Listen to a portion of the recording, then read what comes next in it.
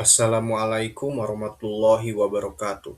Di sini saya akan menjelaskan tentang keterampilan menyimak pada materi teks berita.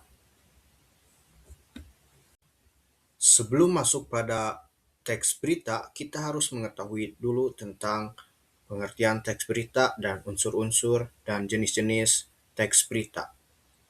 Nah, di sini saya akan menjelaskan tentang pengertian teks berita. Teks berita adalah teks yang menyampaikan kabar atau informasi mengenai peristiwa faktual dan aktual kepada masyarakat. Nah, di sini teks berita harus berupa fakta agar masyarakat tidak terbawa berita hoax.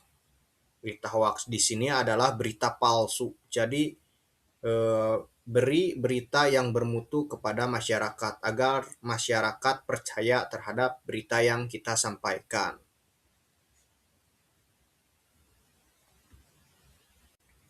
Sekarang masuk pada tujuan teks berita. Tujuan atau fungsi teks berita yaitu memberikan informasi terkini dan terpercaya untuk masyarakat. Berita juga membantu kita untuk lebih berhati-hati. Nah, bagaimana maksudnya? Jadi kita dalam mencerna berita, kita jangan percaya dengan mudahnya.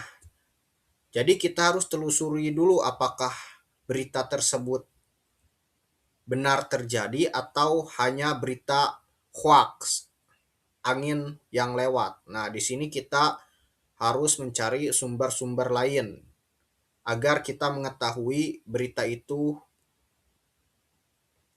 benar atau tidak.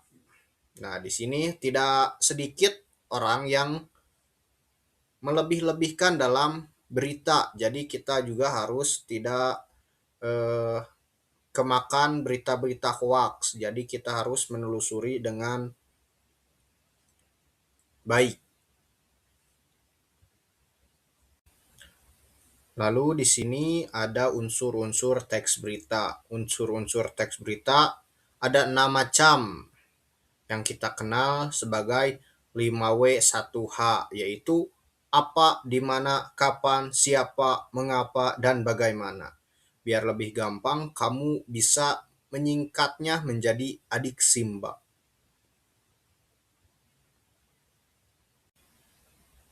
Di sini unsur-unsur teks berita ada apa, yaitu menanyakan tentang apa yang dibahas. Lalu di mana? Nah, di mana itu menanyakan tempat terjadinya peristiwa. Lalu kapan? Kapan itu waktunya. Waktunya kapan terjadi peristiwa tersebut. Lalu ada siapa. Nah, di siapa itu menunjukkan pada orang-orang yang terlihat dalam suatu peristiwa.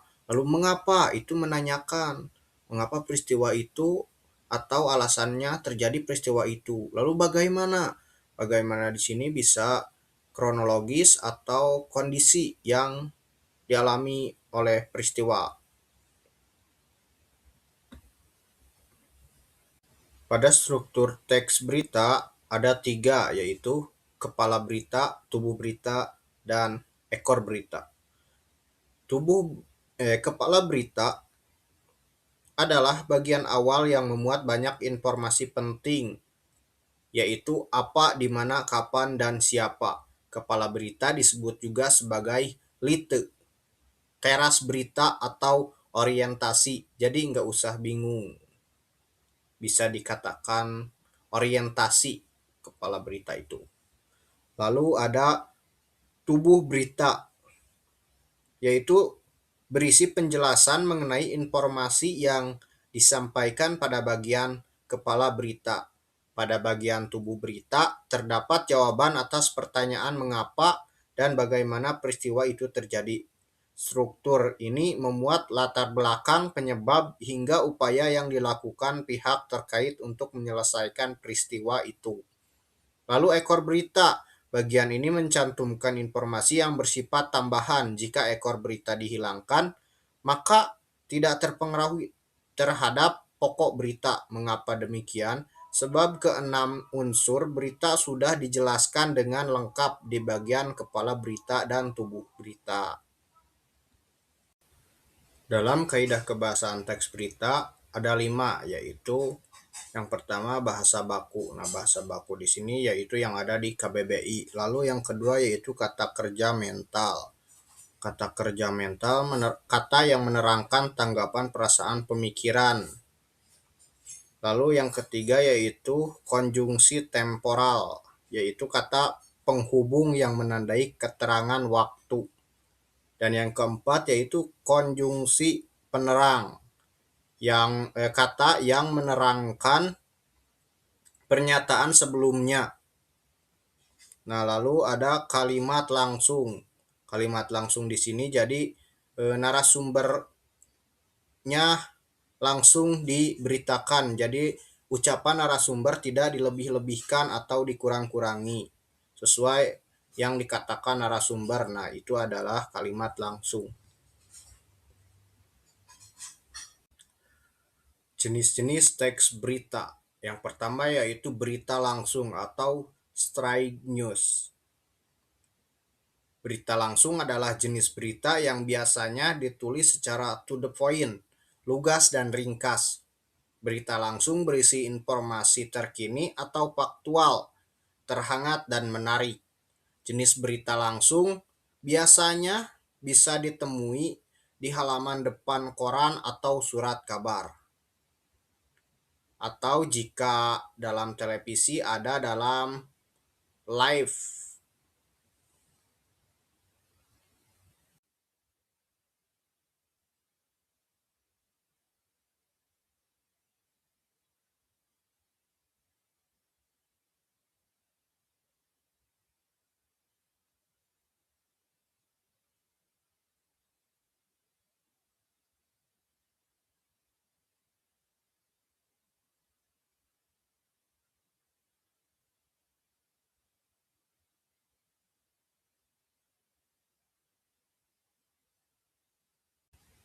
Yang ketiga yaitu berita interpretatif.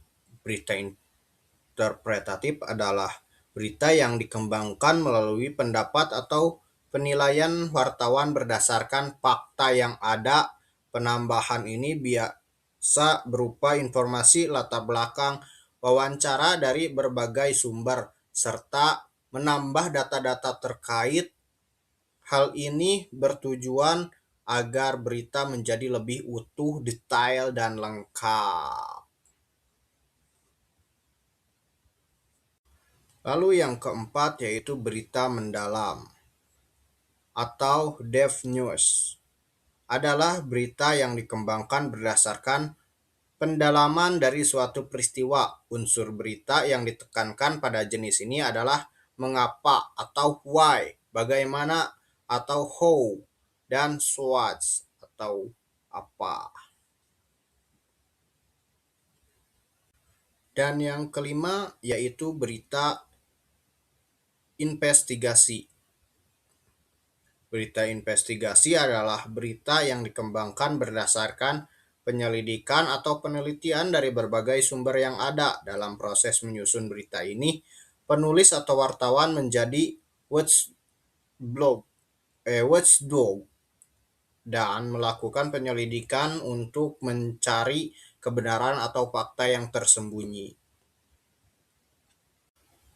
Di samping ini merupakan contoh berita tentang banjir bandang, yaitu peristiwa yang terjadi adalah genangan air yang makin tinggi dan menyebabkan kebanjiran.